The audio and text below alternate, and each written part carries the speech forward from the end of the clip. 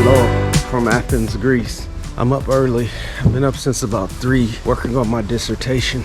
Now it's about 7 and I didn't want to rush the family today. I'm coming out early to get some pictures and some drone footage. And I'm gonna come back and pick up the family. They can sleep in, I can take pictures. So yeah, that's the plan. Usually when I'm traveling to big cities like Athens, Rome, most tourist destinations, you have to get up early to get pictures and footage of the sites before the people get there. Because once the crowds show up, it just makes it a much more difficult, unpleasant experience. At least for me. I'm not a big fan of crowds. It's just harder for me to just be around crowds now. I'm not agoraphobic, I guess is the word. But I'm not afraid of going out in public spaces or whatnot, but just crowds. If you want to experience the beauty of a place, you want to get up early before the crowds get there, or go later in the day after most of the crowds have left. Right now, I'm climbing a hill near my Airbnb that's supposed to give me a nice panoramic view of Athens. Last time I was here in Athens, had a great time visiting the sites, but I must admit, most of my encounters with people were not very positive. They weren't very friendly to me or my wife, very welcoming or hospitable. We were kind, we were respectful, we were open. It was never reciprocated, hardly ever reciprocated.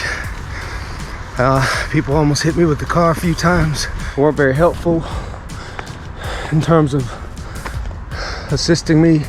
Started getting real tense around here. I was up in Thessalonica trying to visit Philippi. I was trying to buy a ticket, bus ticket to go to Philippi.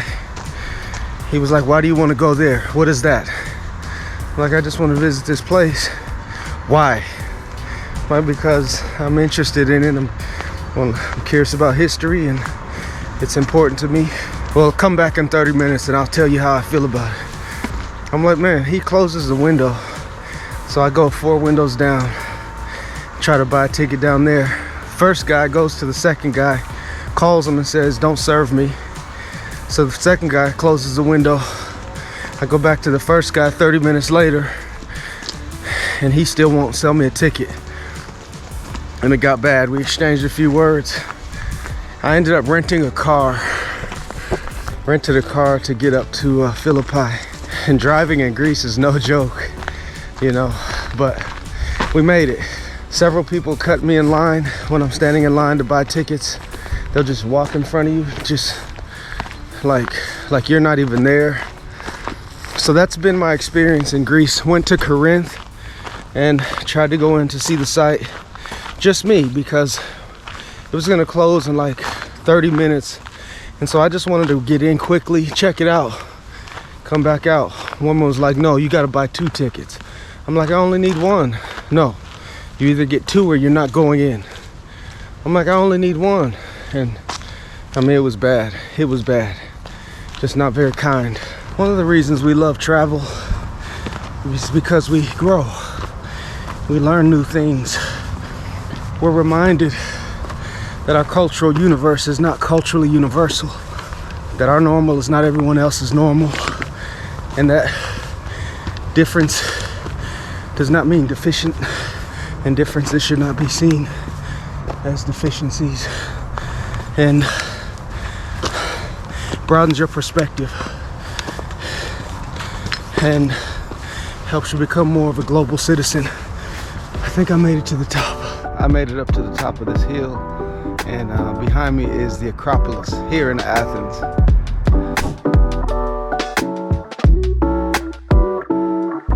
So apparently I'm at the Philippopos Monument, the heel of the Muses. Wow.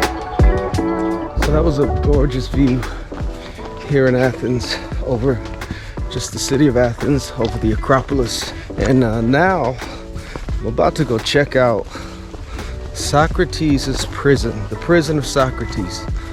Now, when I was at UC Berkeley in college, I was taking a class being taught by a professor named Judith Butler, and she's real big in like deconstruction, I think, and feminism, and philosopher, rhetorician. She's a brilliant woman, but I remember in that class she had us read Socrates' Apology and showed the parallels between that apology and Dr. King's letter from the Birmingham jail.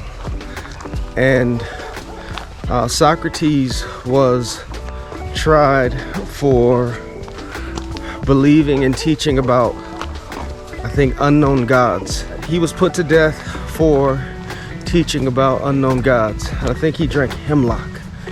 Anyway, they found his prison, and it's right here. This.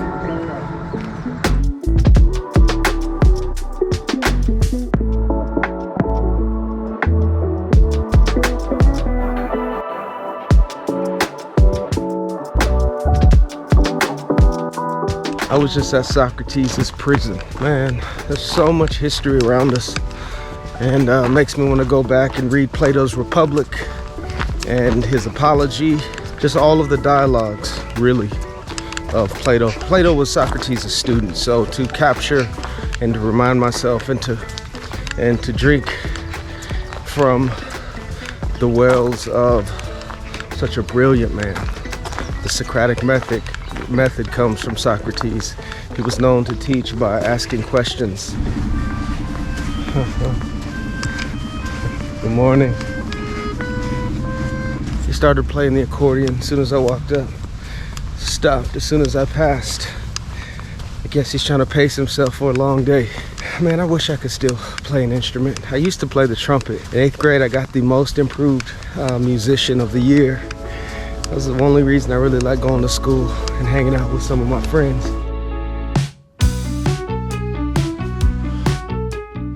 This is unreal.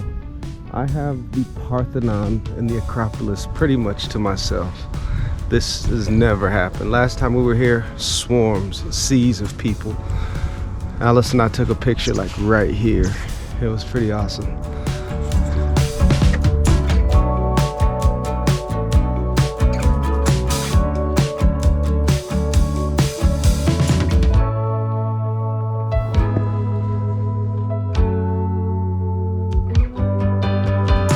Alright, so I'm now leaving the Parthenon, I'm leaving the Acropolis, and going to Areopagus Hill, or Areopagus Hill. This place is huge historically for Christianity. I made it to Areopagus Hill, Areopagus Hill.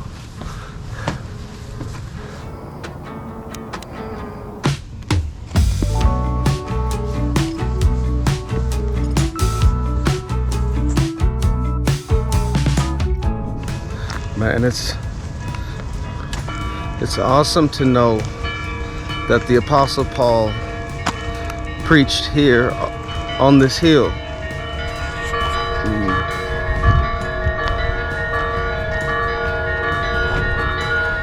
So it's really amazing to be standing here at Areopagus Hill.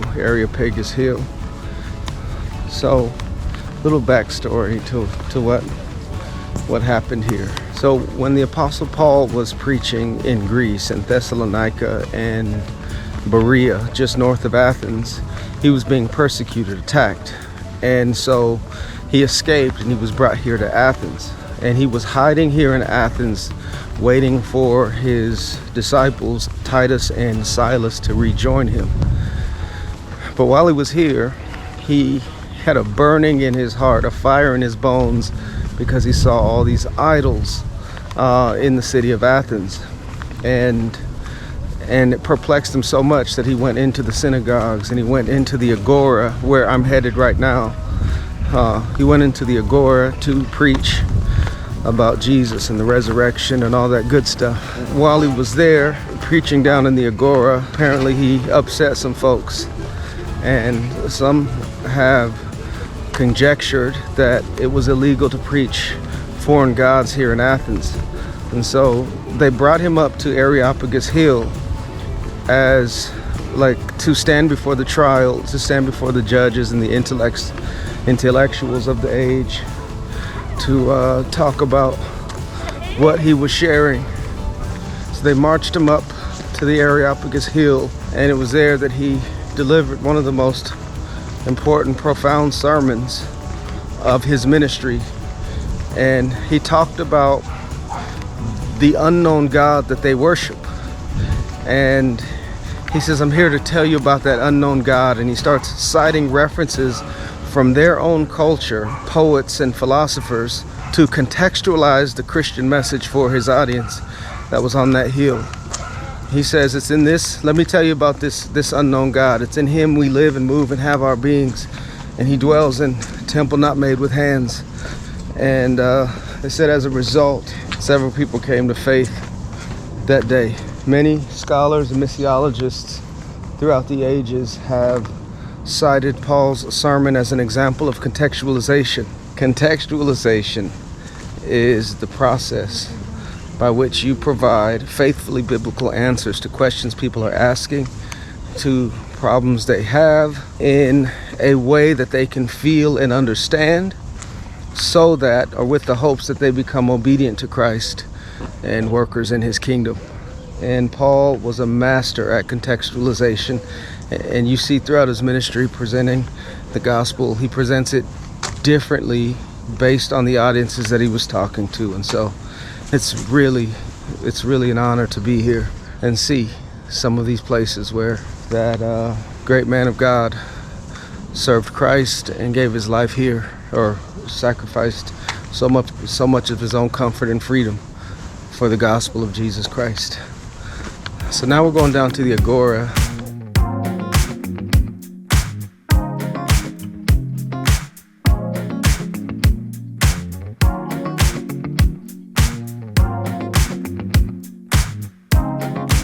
So I'm in the ancient Agora in Athens.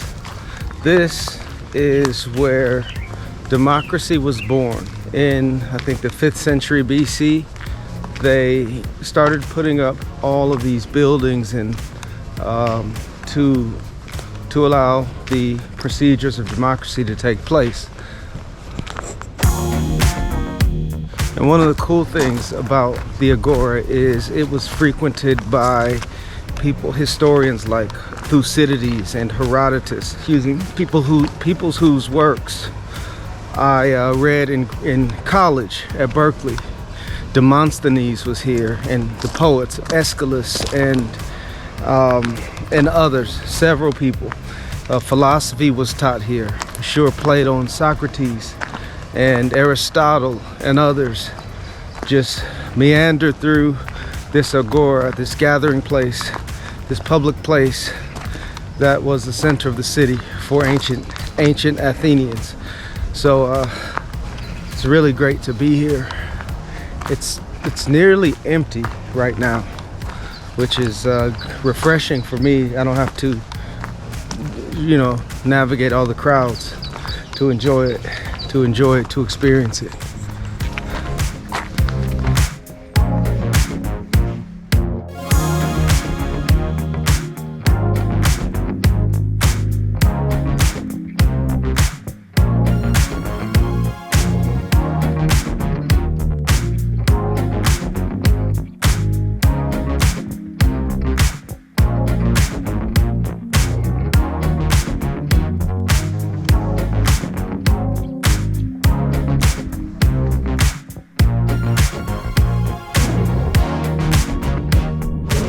Got my crew back with me. Look at this. I got my crew back with me. You're not the weird guy by yourself touring all the sites? No, I'm vlogging. Hello. We're here in Athens, Greece. And we're looking at all these ancient buildings. A lot of smokers. If you smoke, I'm not saying it's bad, I'm just saying it is. You're not saying it's bad, you're just saying it is. No hard feelings, just a little solid. Just a little bit. Yeah, you know what I mean? forget that sometimes though. Like I know I'm black, but I don't know that I'm African. Like I just like, you know there's a difference? Okay. Like African American and then there's African. I forget that I look African. I just feel African American. Like that's one. Your features and your blood are all African. No, but Nigerian specifically. How did you able to tell them specifically Nigerian? Are you taping us? Mm-hmm. Why? You're beautiful. Aww. You're beautiful. Not good. Daddy, tonight we have African Festival Gym.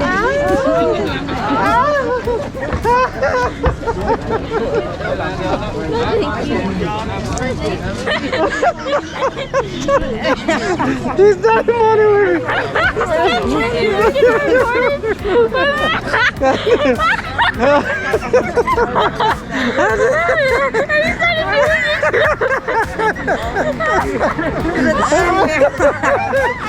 He started moaning with you.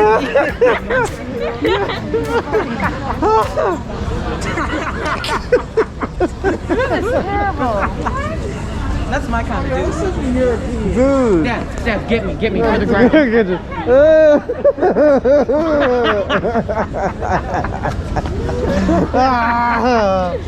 White men can't jump.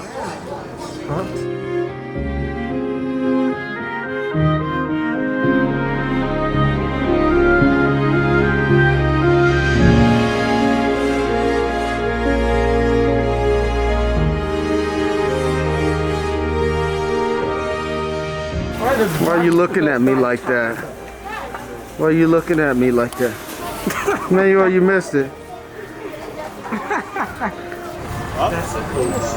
That's a great picture. Look, he posing for it. He's smiling.